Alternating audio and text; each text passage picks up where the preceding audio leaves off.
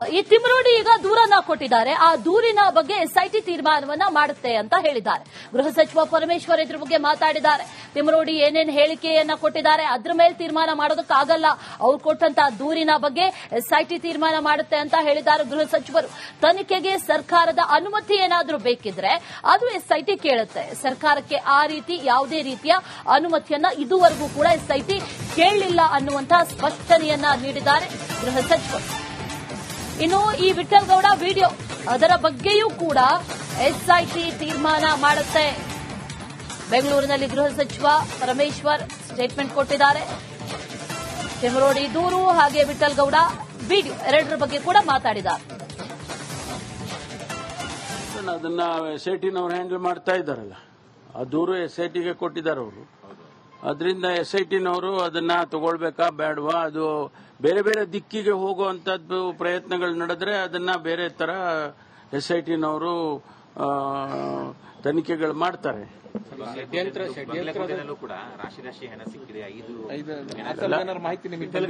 ನೋಡಿ, ಅದನ್ನೆಲ್ಲ ಎಸ್ಐಟಿನವರೇ ನೋಡಬೇಕು.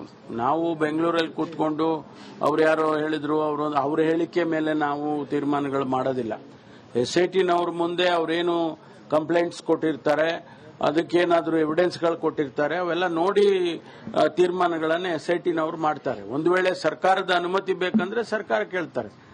ಈಗ ಸದ್ಯಕ್ಕೆ ಯಾವುದು ಸರ್ಕಾರಕ್ಕೆ ಆ ರೀತಿ ಅನುಮತಿ ಕೇಳೋದಕ್ಕೆ ಬಂದಿಲ್ಲ. ಅವರೇ ಅವರ ಹಂತದಲ್ಲಿ ತೀರ್ಮಾನಗಳು ಮಾಡ್ತಾರೆ. ನೋಡೋಣ, ಅದನ್ನ ದೂರು ಎಸ್ಐಟಿಗೆ ಕೊಟ್ಟಿದ್ದಾರೆ ಅವರು. ಅದರಿಂದ ಎಸ್ಐಟಿನವರು ಅದನ್ನ ತಗೊಳ್ಬೇಕಾ ಬೇಡವಾ, ಅದು ಈ ಬುರುಡೆ ಕೇಸ್ನಲ್ಲಿ ಷಡ್ಯಂತ್ರ ನಡೆದಿದೆ ಅನ್ನುವಂಥ ವಿಚಾರ ಆಗಿರಬಹುದು, ಜೊತೆಯಲ್ಲಿ ವಿದೇಶದಿಂದ ಹಣ ಸಂದಾಯ ಆಗಿದೆ ಅನ್ನುವಂಥ ವಿಚಾರ ಆಗಿರಬಹುದು. ಅದರ ಬಗ್ಗೆ ಮೈಸೂರಿನಲ್ಲಿ ಶಾಸಕ ಬಸನಗೌಡ ಯತ್ನಾಳ್ ಈಗ ಮಾತಾಡಿದ್ದಾರೆ, ವಾಗ್ದಾಳಿಯನ್ನು ನಡೆಸಿದ್ದಾರೆ. ಷಡ್ಯಂತ್ರ ನಡೆದಿದೆ ಇಲ್ಲಿ, ಜೊತೆಯಲ್ಲಿ ಇಲ್ಲಿ ಹಣ ಸಂದಾಯ ಕೂಡ ಆಗಿದೆ, ವಿದೇಶದಿಂದ ಹಣ ಸಂದಾಯ ಆಗಿದೆ ಅಂತ ಹೇಳಿದ್ದಾರೆ. ಮೈಸೂರಿನಲ್ಲಿ ಶಾಸಕ ಬಸನಗೌಡ ಯತ್ನಾಳ್ ವಾಗ್ದಾಳಿಯನ್ನು ನಡೆಸಿದ್ದಾರೆ. ವಿಠಲ್ಗೌಡ ಅಸ್ಥಿಪಂಜರ ಸಿಕ್ಕಿದೆ ಅಂತ ಹೇಳ್ತಾರೆ.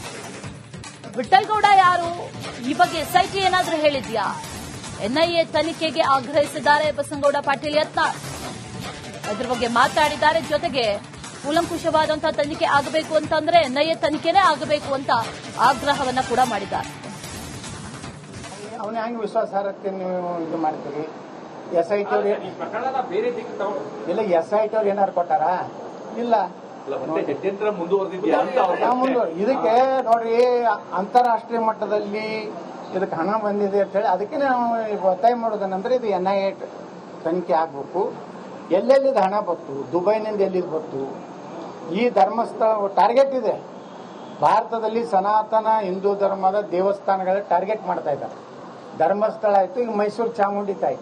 ಅವನ ಹೆಂಗೆ ವಿಶ್ವಾಸಾರ್ಹತೆ ನೀವು ಇದು ಮಾಡ್ತೀರಿ? ಎಸ್ಐಟಿ ಅವ್ರು ಇಲ್ಲ, ಎಸ್ಐಟಿ ಅವ್ರು ಏನಾರು ಕೊಟ್ಟಾರ? ಇಲ್ಲ. ಇದಕ್ಕೆ ನೋಡ್ರಿ, ಅಂತಾರಾಷ್ಟ್ರೀಯ ಮಟ್ಟದಲ್ಲಿ ಇದಕ್ಕೆ ಹಣ ಬಂದಿದೆ ಅಂತ ಹೇಳಿ ಅದಕ್ಕೆ ನಾವು ಒತ್ತಾಯ ಮಾಡೋದೇನಂದ್ರೆ ಇದು ಎನ್ಐಎ ತನಿಖೆ ಆಗ್ಬೇಕು. ಎಲ್ಲೆಲ್ಲಿದ ಹಣ ಬತ್ತು, ದುಬೈನಿಂದ ಎಲ್ಲಿದ್ ಬತ್ತು, ಈ ಧರ್ಮಸ್ಥಳ ಟಾರ್ಗೆಟ್ ಇದೆ. ಭಾರತದಲ್ಲಿ ಸನಾತನ ಹಿಂದೂ ಧರ್ಮದ ದೇವಸ್ಥಾನಗಳ ಟಾರ್ಗೆಟ್ ಮಾಡ್ತಾ ಇದ್ದಾರೆ. ಧರ್ಮಸ್ಥಳ ಆಯ್ತು, ಈಗ ಮೈಸೂರು ಚಾಮುಂಡಿ ತಾಯಿ. ಅವನ ಹೆಂಗೆ ವಿಶ್ವಾಸಾರ್ಹತೆ ನೀವು ಇದು ಮಾಡ್ತೀರಿ? ಈ ತಿಮರೋಡಿ ಈಗ ದೂರನ್ನ ಕೊಟ್ಟಿದ್ದಾರೆ. ಆ ದೂರಿನ ಬಗ್ಗೆ ಎಸ್ಐಟಿ ತೀರ್ಮಾನವನ್ನ ಮಾಡುತ್ತೆ ಅಂತ ಹೇಳಿದ್ದಾರೆ. ಗೃಹ ಸಚಿವ ಪರಮೇಶ್ವರ್ ಇದ್ರ ಬಗ್ಗೆ ಮಾತಾಡಿದ್ದಾರೆ. ತಿಮರೋಡಿ ಏನೇನು ಹೇಳಿಕೆಯನ್ನ ಕೊಟ್ಟಿದ್ದಾರೆ ಅದ್ರ ಮೇಲೆ ತೀರ್ಮಾನ ಮಾಡೋದಕ್ಕಾಗಲ್ಲ. ಅವ್ರು ಕೊಟ್ಟಂತ ದೂರಿನ ಬಗ್ಗೆ ಎಸ್ಐಟಿ ತೀರ್ಮಾನ ಮಾಡುತ್ತೆ ಅಂತ ಹೇಳಿದ್ದಾರೆ ಗೃಹ ಸಚಿವರು. ತನಿಖೆಗೆ ಸರ್ಕಾರದ ಅನುಮತಿ ಏನಾದ್ರೂ ಬೇಕಿದ್ರೆ ಅದು ಎಸ್ಐಟಿ ಕೇಳುತ್ತೆ. ಸರ್ಕಾರಕ್ಕೆ ಆ ರೀತಿ ಯಾವುದೇ ರೀತಿಯ ಅನುಮತಿಯನ್ನ ಇದುವರೆಗೂ ಕೂಡ ಎಸ್ಐಟಿ ಕೇಳಲಿಲ್ಲ ಅನ್ನುವಂತಹ ಸ್ಪಷ್ಟನೆಯನ್ನ ನೀಡಿದ್ದಾರೆ ಗೃಹ ಸಚಿವರು. ಇನ್ನು ಈ ವಿಠಲ್ಗೌಡ ವಿಡಿಯೋ ಅದರ ಬಗ್ಗೆಯೂ ಕೂಡ ಎಸ್ಐಟಿ ತೀರ್ಮಾನ ಮಾಡುತ್ತೆ. ಬೆಂಗಳೂರಿನಲ್ಲಿ ಗೃಹ ಸಚಿವ ಪರಮೇಶ್ವರ್ ಸ್ಟೇಟ್ಮೆಂಟ್ ಕೊಟ್ಟಿದ್ದಾರೆ. ತಿಮರೋಡಿ ದೂರು ಹಾಗೆ ವಿಠಲ್ಗೌಡ ವಿಡಿಯೋ ಎರಡರ ಬಗ್ಗೆ ಕೂಡ ಮಾತಾಡಿದ್ದಾರೆ. ಅದನ್ನ ಎಸ್ಐಟಿನವರು ಹ್ಯಾಂಡಲ್ ಮಾಡ್ತಾ ಇದ್ದಾರಲ್ಲ, ಆ ದೂರು ಎಸ್ಐಟಿಗೆ ಕೊಟ್ಟಿದ್ದಾರೆ ಅವರು.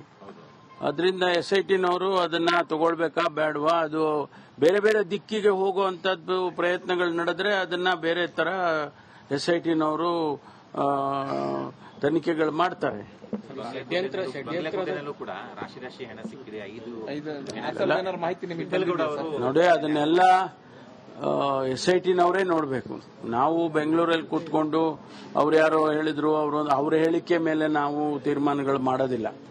SIT-ನವ್ರ ಮುಂದೆ ಅವ್ರೇನು ಕಂಪ್ಲೇಂಟ್ಸ್ ಕೊಟ್ಟಿರ್ತಾರೆ, ಅದಕ್ಕೇನಾದ್ರೂ ಎವಿಡೆನ್ಸ್ಗಳು ಕೊಟ್ಟಿರ್ತಾರೆ, ಅವೆಲ್ಲ ನೋಡಿ ತೀರ್ಮಾನಗಳನ್ನ SIT-ನವ್ರು ಮಾಡ್ತಾರೆ. ಒಂದು ವೇಳೆ ಸರ್ಕಾರದ ಅನುಮತಿ ಬೇಕಂದ್ರೆ ಸರ್ಕಾರ ಕೇಳ್ತಾರೆ.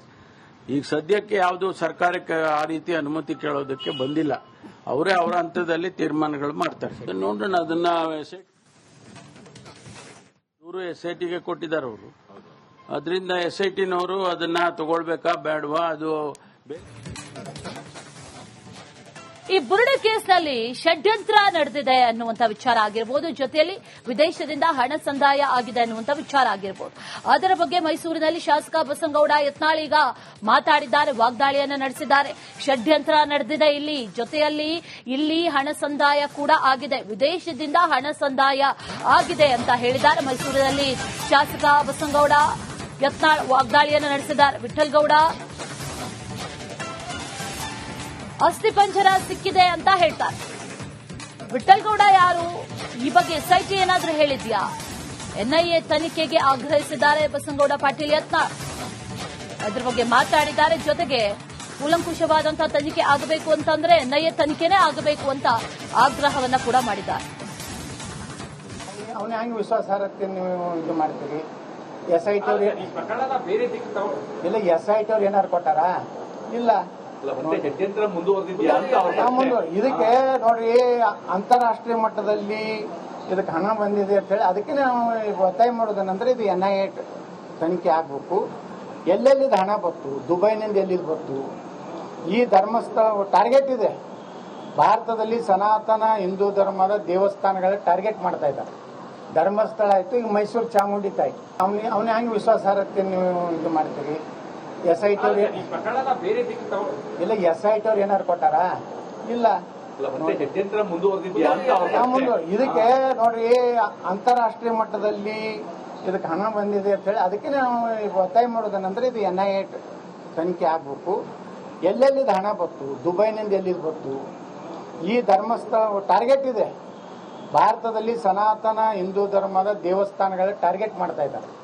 ಧರ್ಮಸ್ಥಳ ಆಯ್ತು, ಈಗ ಮೈಸೂರು ಚಾಮುಂಡಿ ತಾಯಿ. ಅವನ ಹೆಂಗೆ ವಿಶ್ವಾಸಾರ್ಹತೆ ನೀವು ಇದು ಮಾಡ್ತೀರಿ? ಈ ತಿಮರೋಡಿ ಈಗ ದೂರನ್ನ ಕೊಟ್ಟಿದ್ದಾರೆ. ಆ ದೂರಿನ ಬಗ್ಗೆ SIT ತೀರ್ಮಾನವನ್ನ ಮಾಡುತ್ತೆ ಅಂತ ಹೇಳಿದ್ದಾರೆ.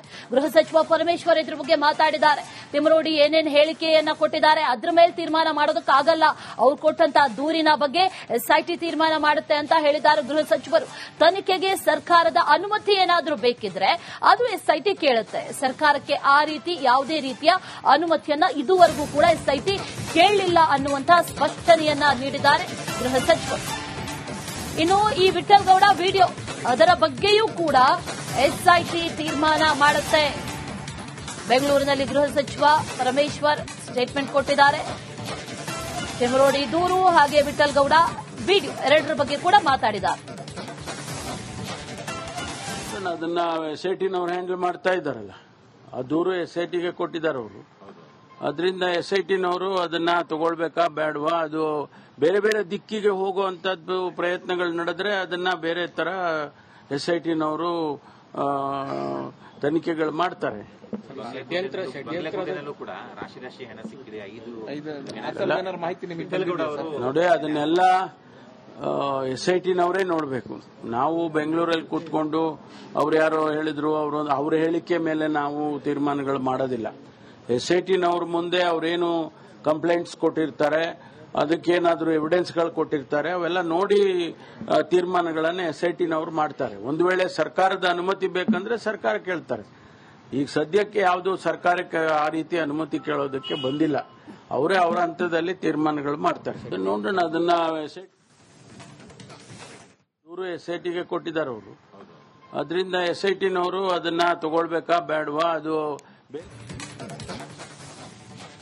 ಈ ಬುರುಡೆ ಕೇಸ್ನಲ್ಲಿ ಷಡ್ಯಂತ್ರ ನಡೆದಿದೆ ಅನ್ನುವಂಥ ವಿಚಾರ ಆಗಿರಬಹುದು, ಜೊತೆಯಲ್ಲಿ ವಿದೇಶದಿಂದ ಹಣ ಸಂದಾಯ ಆಗಿದೆ ಅನ್ನುವಂಥ ವಿಚಾರ ಆಗಿರಬಹುದು.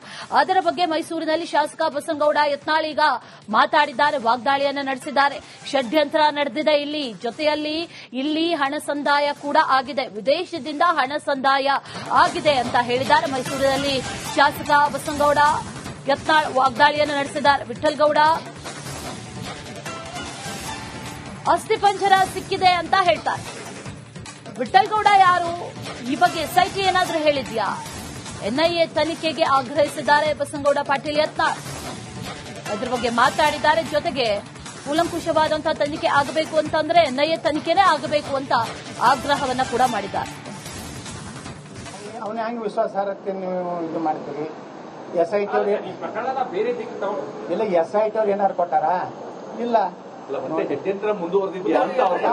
ಇದಕ್ಕೆ ನೋಡ್ರಿ, ಅಂತಾರಾಷ್ಟ್ರೀಯ ಮಟ್ಟದಲ್ಲಿ ಇದಕ್ಕೆ ಹಣ ಬಂದಿದೆ ಅಂತ ಹೇಳಿ ಅದಕ್ಕೆ ನಾವು ಒತ್ತಾಯ ಮಾಡೋದೇನಂದ್ರೆ ಇದು NIA ತನಿಖೆ ಆಗ್ಬೇಕು.